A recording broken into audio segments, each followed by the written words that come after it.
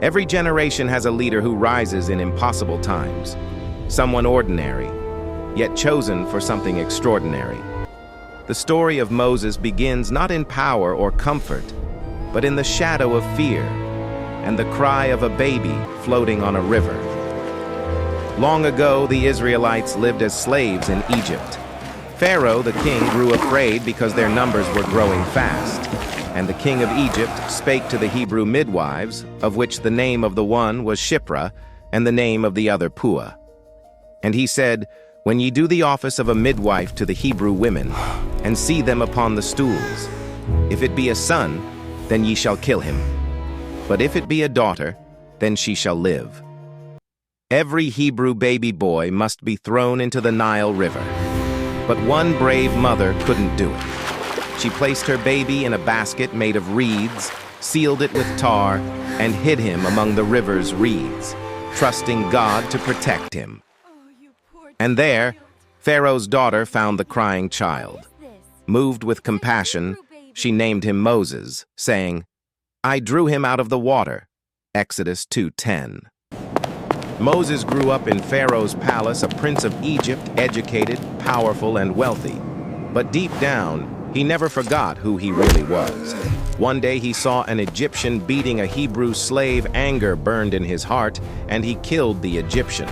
When Pharaoh found out, Moses ran for his life, escaping into the desert. When Moses arrived in Midian, he sat down beside a well. Now the priest of Midian had 7 daughters who came as usual to draw water and fill the water troughs for their father's flocks. But some other shepherds came and chased them away. So Moses jumped up and rescued the girls from the shepherds. Then he drew water for their flocks. When the girls returned to Reuel, their father, he asked, Why are you back so soon today? An Egyptian rescued us from the shepherds, they answered. And then he drew water for us and watered our flocks. Then where is he? Their father asked. Why did you leave him there? Invite him to come and eat with us. Moses accepted the invitation, and he settled there with him. In time, Reuel gave Moses his daughter Zipporah to be his wife. One day, Moses was tending the flock of his father-in-law, Jethro, the priest of Midian. He led the flock far into the wilderness and came to Sinai, the mountain of God. There the angel of the Lord appeared to him in a blazing fire from the middle of a bush. Moses stared in amazement. Though the bush was engulfed in flames, it didn't burn up. This is amazing, Moses said to himself. Why isn't that bush burning up? I must go see it. When the Lord saw Moses coming to take a closer look, God called to him from the middle of the bush. Moses, Moses, here I am, Moses replied. Do not come any closer, the Lord warned. Take off your sandals, for you are standing on holy ground.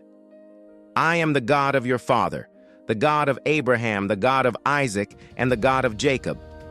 When Moses heard this, he covered his face because he was afraid to look at God. Then the Lord told him, I have certainly seen the oppression of my people in Egypt. I have heard their cries of distress because of their harsh slave drivers. Yes, I am aware of their suffering. So I have come down to rescue them from the power of the Egyptians and lead them out of Egypt into their own fertile and spacious land. It is a land flowing with milk and honey, the land where the Canaanites, Hittites, Amorites, Perizzites, Hivites, and Jebusites now live. Look, the cry of the people of Israel has reached me, and I have seen how harshly the Egyptians abuse them. Now go, for I am sending you to Pharaoh. You must lead my people Israel out of Egypt. But Moses protested to God, Who am I to appear before Pharaoh? Who am I to lead the people of Israel out of Egypt? God answered, I will be with you, and this is your sign that I am the one who has sent you. When you have brought the people out of Egypt, you will worship God at this very mountain. But Moses protested, If I go to the people of Israel and tell them, The God of your ancestors has sent me to you, they will ask me, What is his name? Then what should I tell them? 14. God replied to Moses, I am who I am. Say this to the people of Israel, I am has sent me to you. God also said to Moses, say this to the people of Israel, Yahweh, the God of your ancestors, the God of Abraham, the God of Isaac, and the God of Jacob, has sent me to you. This is my eternal name, my name to remember for all generations. Now go and call together all the elders of Israel. Tell them, Yahweh, the God of your ancestors, the God of Abraham, Isaac, and Jacob, has appeared to me. He told me, I have been watching closely, and I see how the Egyptians are treating you. I have promised to rescue you from your oppression in Egypt. I will lead you to a land flowing with milk and honey, the land where the Canaanites, Hittites, Amorites, Perizzites, Hivites, and Jebusites now live. The elders of Israel will accept your message. Then you and the elders must go to the king of Egypt and tell him, the Lord, the God of the Hebrews, has met with us. So please let us take a 3-day journey into the wilderness to offer sacrifices to the Lord our God. But I know that the king of Egypt will not let you go, unless a mighty hand forces him. So I will raise my hand and strike the Egyptians, performing all kinds of miracles among them. Then at last he will let you go, and I will cause the Egyptians to look favorably on you. They will give you gifts when you go, so you will not leave empty-handed. Every Israelite woman will ask for articles of silver and gold and fine clothing from her Egyptian neighbors and from the foreign women in their houses. You will dress your sons and daughters with these, stripping the Egyptians of their wealth. Who am I to do this? He asked. I will be with you. But Moses protested again, what if they won't believe me or listen to me?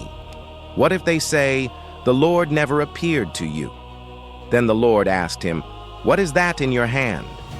A shepherd's staff, Moses replied. Throw it down on the ground, the Lord told him. So Moses threw down the staff, and it turned into a snake. Moses jumped back. Then the Lord told him, reach out and grab its tail. So Moses reached out and grabbed it, and it turned back into a shepherd's staff in his hand. Perform this sign, the Lord told him. Then they will believe that the Lord, the God of their ancestors, the God of Abraham, the God of Isaac, and the God of Jacob, really has appeared to you. Then the Lord said to Moses, now put your hand inside your cloak. So Moses put his hand inside his cloak, and when he took it out again, his hand was white as snow with a severe skin disease. Now put your hand back into your cloak, the Lord said. So Moses put his hand back in, and when he took it out again, it was as healthy as the rest of his body. The Lord said to Moses, if they do not believe you and are not convinced by the first miraculous sign, they will be convinced by the second sign.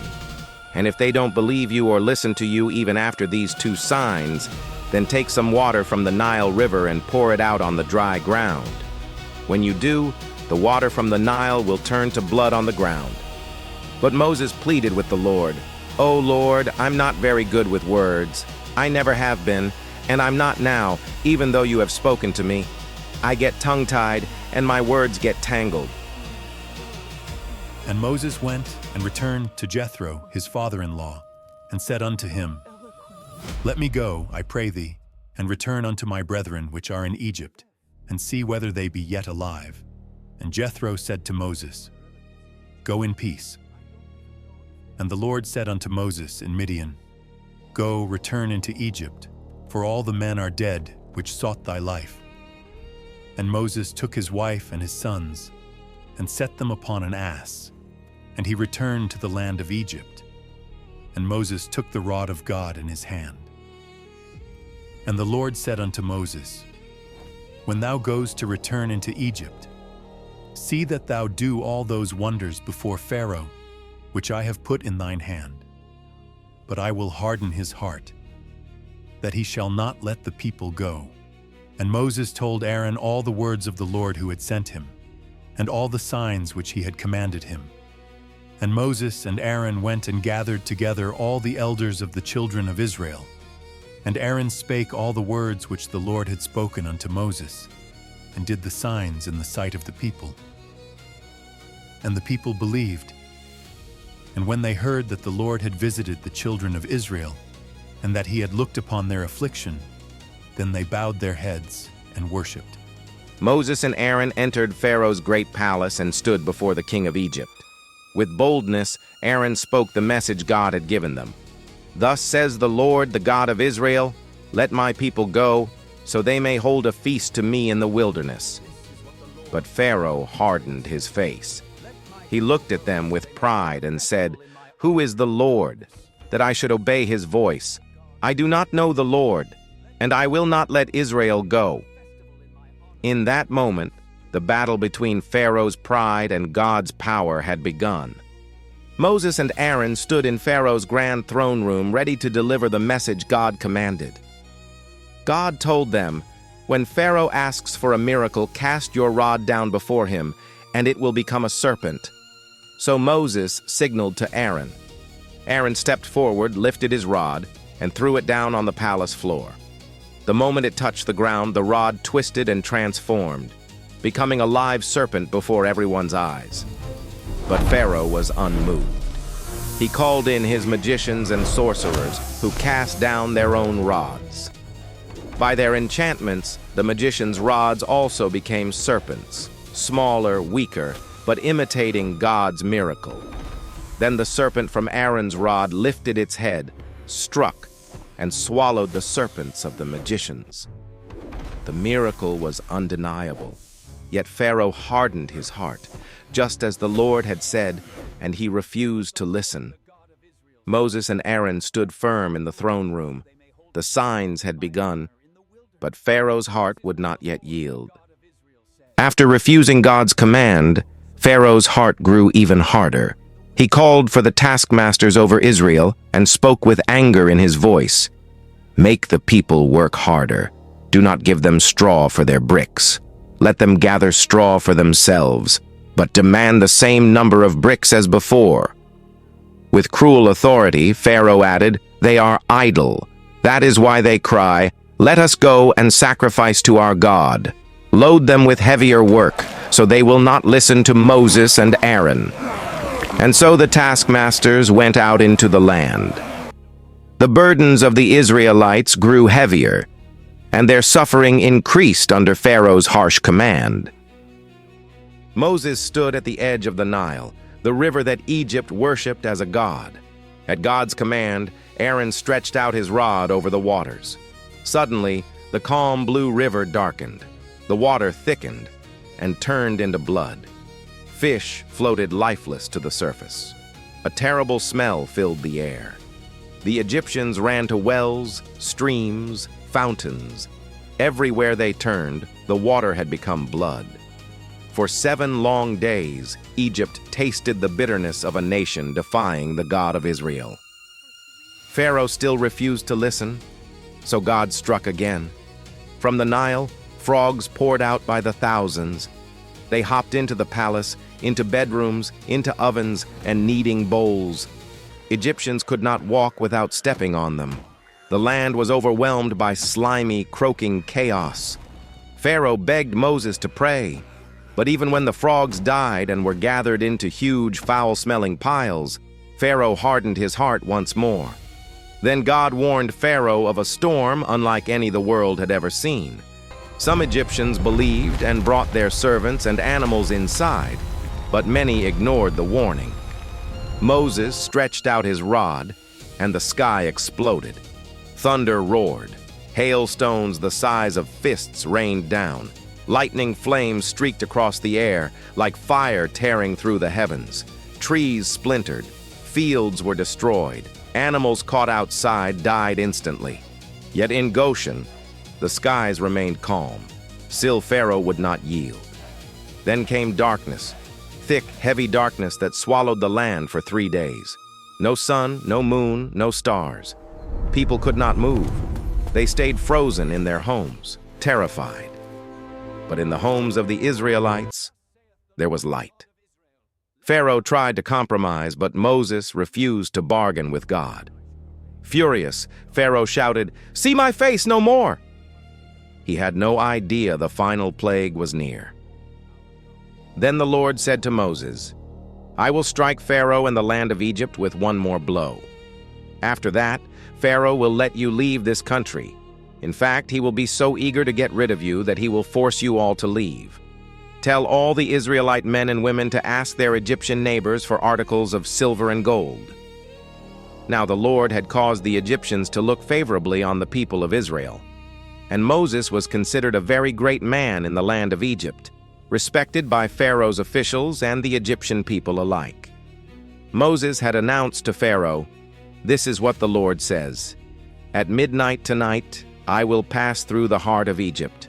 All the firstborn sons will die in every family in Egypt, from the oldest son of Pharaoh, who sits on his throne, to the oldest son of his lowliest servant girl who grinds the flour.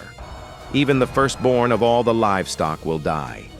Then a loud wail will rise throughout the land of Egypt, a wail like no one has heard before or will ever hear again. But among the Israelites, it will be so peaceful that not even a dog will bark. Then you will know that the Lord makes a distinction between the Egyptians and the Israelites. All the officials of Egypt will run to me and fall to the ground before me. 'Please leave,' they will beg. 'Hurry and take all your followers with you. Only then will I go.'" Then, burning with anger, Moses left Pharaoh. Now the Lord had told Moses earlier, "Pharaoh will not listen to you, but then I will do even more mighty miracles in the land of Egypt." Moses and Aaron performed these miracles in Pharaoh's presence, but the Lord hardened Pharaoh's heart, and he wouldn't let the Israelites leave the country. While the Israelites were still in the land of Egypt, the Lord gave the following instructions to Moses and Aaron. "From now on, this month will be the first month of the year for you. Announce to the whole community of Israel that on the 10th day of this month each family must choose a lamb or a young goat for a sacrifice. One animal for each household. If a family is too small to eat a whole animal, let them share with another family in the neighborhood. Divide the animal according to the size of each family and how much they can eat. The animal you select must be a 1-year-old male, either a sheep or a goat, with no defects. Take special care of this chosen animal until the evening of the 14th day of this first month. Then the whole assembly of the community of Israel must slaughter their lamb or young goat at twilight. They are to take some of the blood and smear it on the sides and top of the doorframes of the houses where they eat the animal. That same night they must roast the meat over a fire and eat it along with bitter salad greens and bread made without yeast. Do not eat any of the meat raw or boiled in water. The whole animal, including the head, legs, and internal organs, must be roasted over a fire. Do not leave any of it until the next morning. Burn whatever is not eaten before morning. These are your instructions for eating this meal. Be fully dressed, wear your sandals, and carry your walking stick in your hand.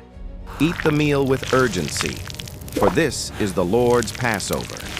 On that night I will pass through the land of Egypt and strike down every firstborn son and firstborn male animal in the land of Egypt.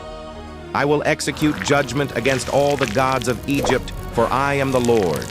But the blood on your doorposts will serve as a sign, marking the houses where you are staying. When I see the blood, I will pass over you. This plague of death will not touch you when I strike the land of Egypt. This is a day to remember. Each year, from generation to generation, you must celebrate it as a special festival to the Lord.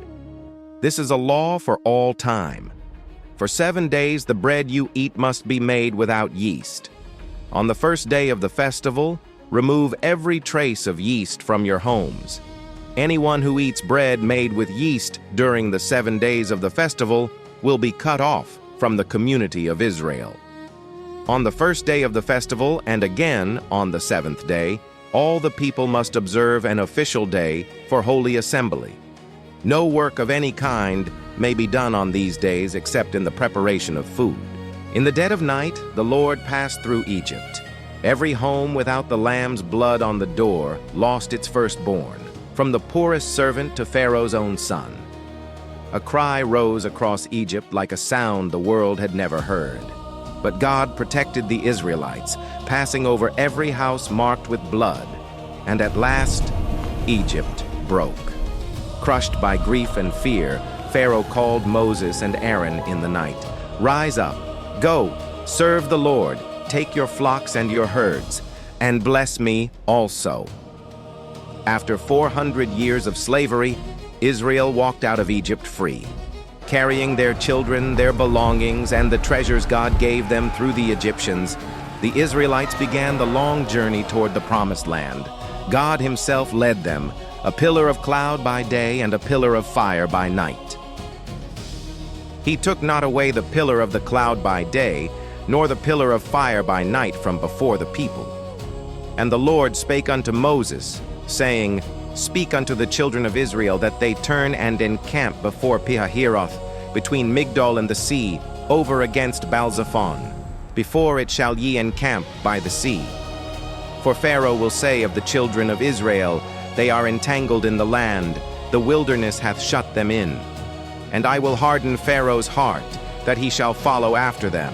And I will be honored upon Pharaoh and upon all his host, that the Egyptians may know that I am the Lord." And they did so. And it was told the king of Egypt that the people fled. And the heart of Pharaoh and of his servants was turned against the people. And they said, "Why have we done this, that we have let Israel go from serving us?" And he made ready his chariot, and took his people with him. And he took 600 chosen chariots, and all the chariots of Egypt, and captains over every one of them.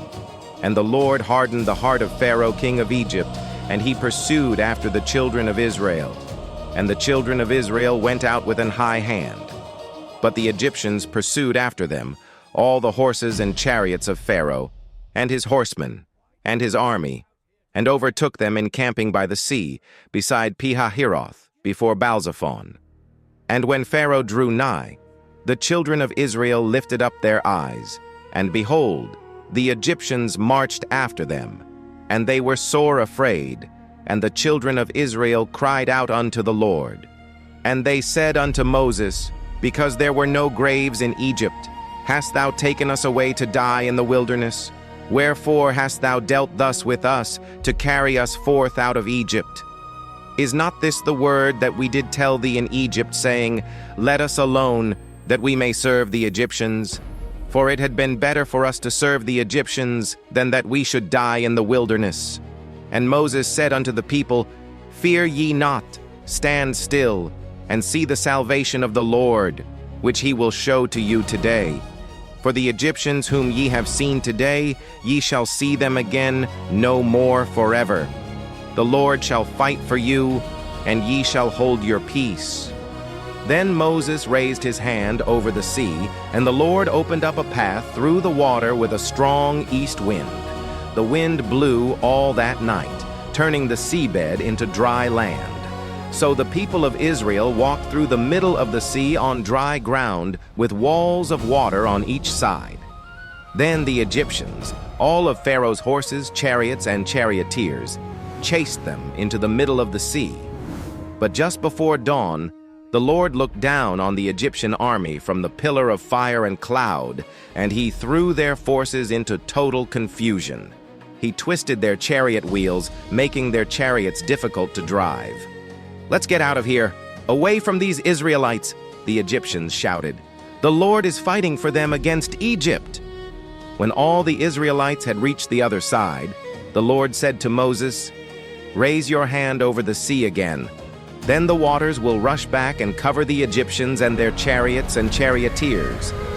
So as the sun began to rise, Moses raised his hand over the sea, and the water rushed back into its usual place.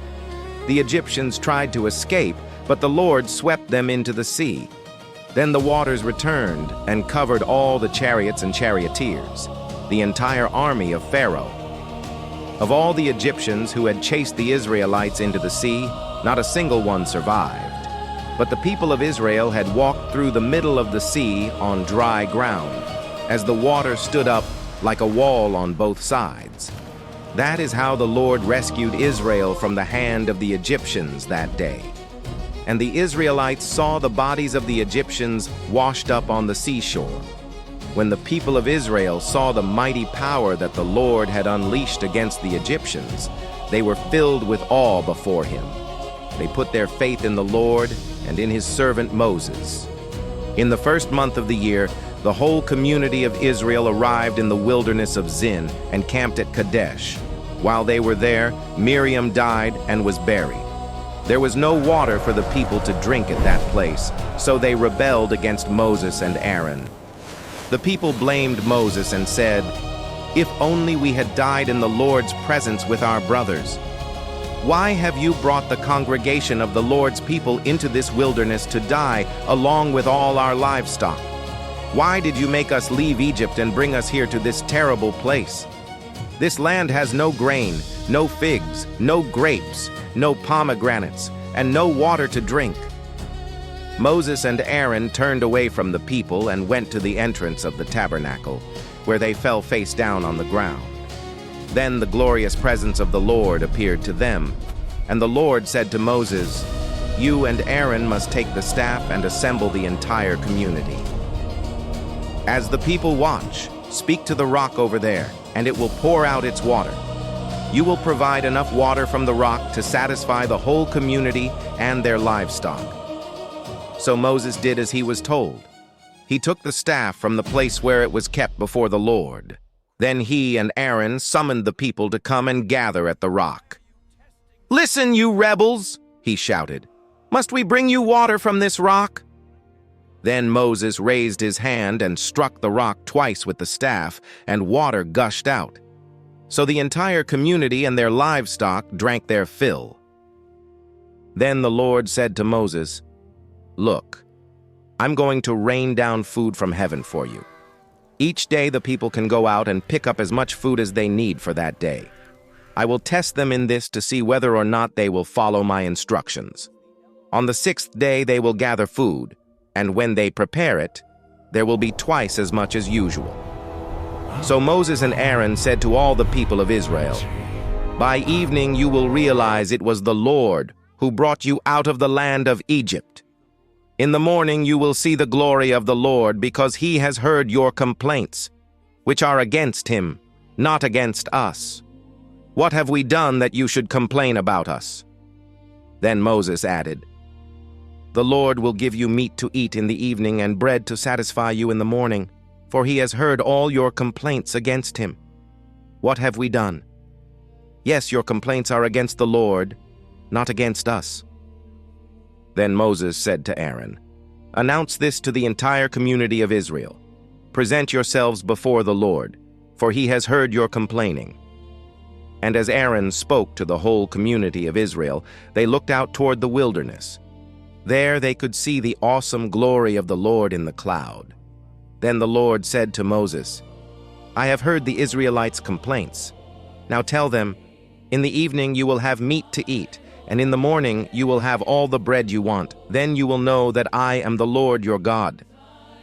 That evening vast numbers of quail flew in and covered the camp. And the next morning the area around the camp was wet with dew.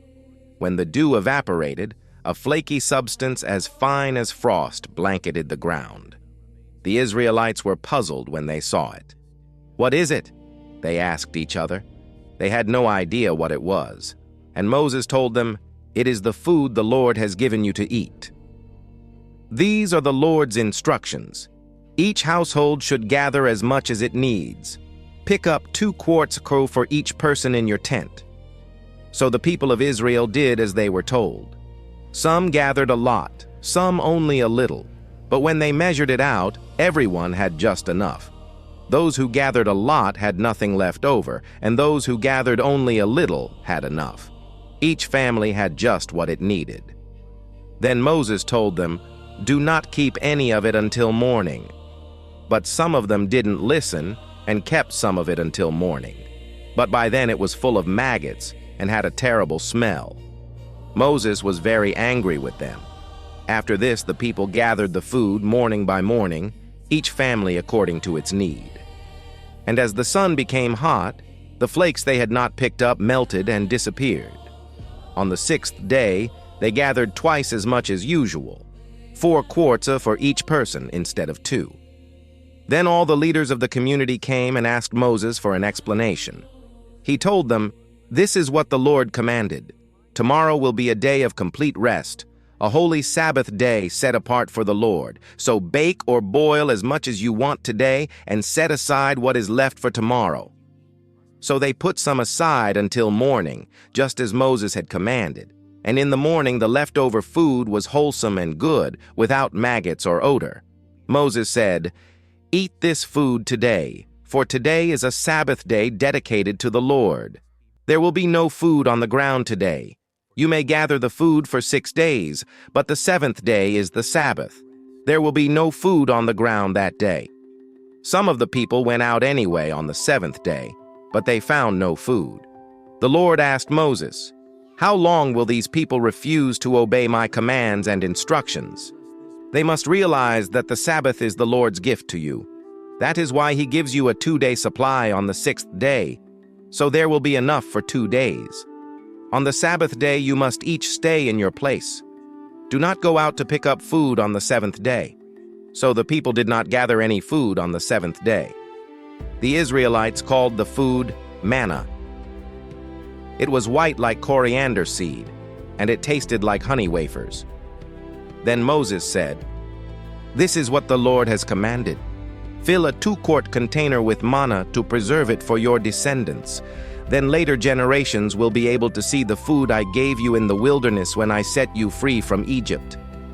Moses said to Aaron, "Get a jar and fill it with 2 quarts of manna. Then put it in a sacred place before the Lord to preserve it for all future generations." Aaron did just as the Lord had commanded Moses. He eventually placed it in the Ark of the Covenant, in front of the stone tablets inscribed with the terms of the covenant. So the people of Israel ate manna for 40 years until they arrived at the land where they would settle. They ate manna until they came to the border of the land of Canaan.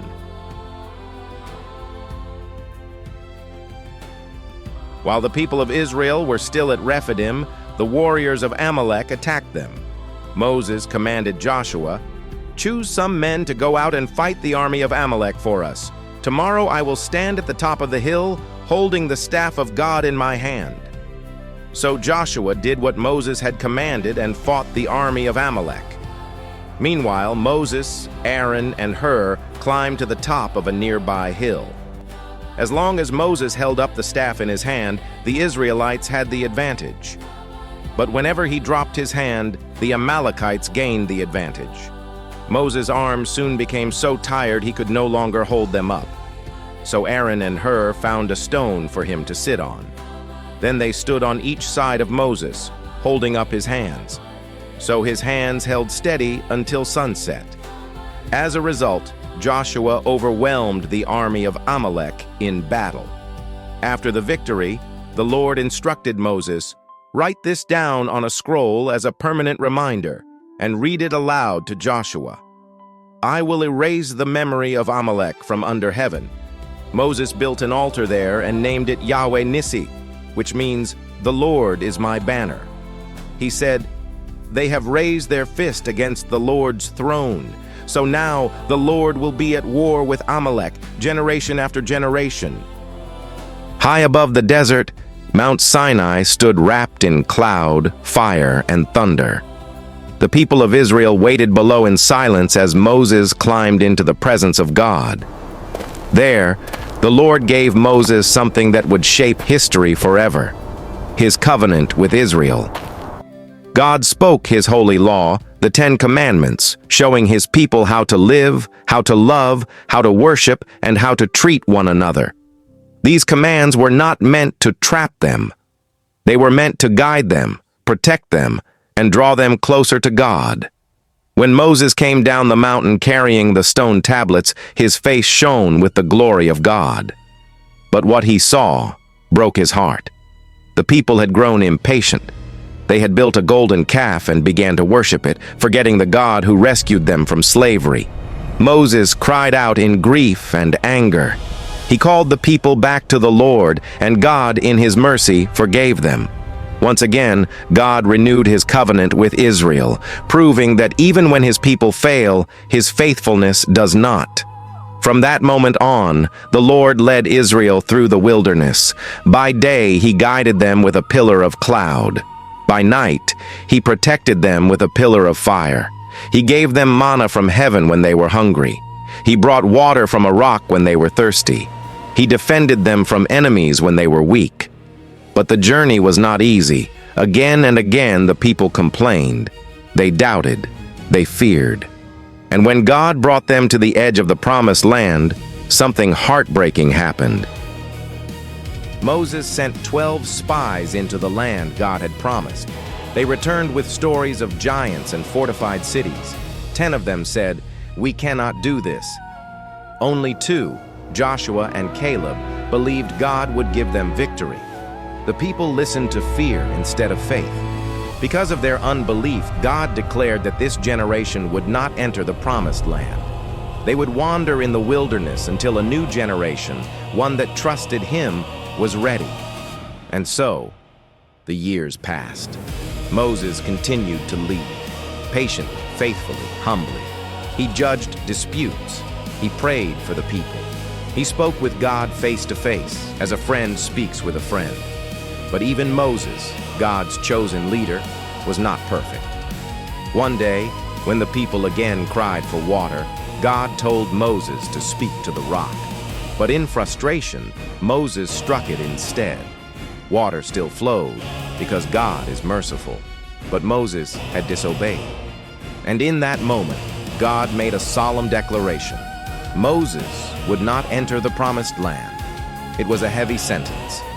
After all Moses had done, after all he had endured, his journey would end just short of the destination. Yet Moses did not turn bitter. He did not walk away. He continued to lead with faith and love until the very end. As the wilderness journey came to a close, Moses gathered the people one final time. He reminded them of everything God had done, how the Lord had rescued them from Egypt, how He had carried them through the desert, how He had never abandoned them. Moses warned them not to forget God when they entered the land of blessing. He told them to choose life, to choose obedience, to choose the Lord with all their hearts. Then, Moses appointed a new leader, Joshua, a man of faith, a man of courage, a man who trusted God completely. And at last, the moment came. God told Moses to climb Mount Nebo. From the mountain's peak, Moses looked out across the land. He saw the valleys, he saw the rivers, he saw the fields and hills stretching into the distance, the land God had promised to Abraham, to Isaac, to Jacob, now stood before his eyes. But Moses would go no farther. The Lord spoke to him gently. "This is the land I promised to your people. I have let you see it, but you will not cross into it." And there, in the presence of God, Moses' life came to an end. Not in defeat, not in failure, but in faithfulness. The Bible tells us that God Himself buried Moses. No grave was marked. No monument was raised, because Moses' legacy was not in stone.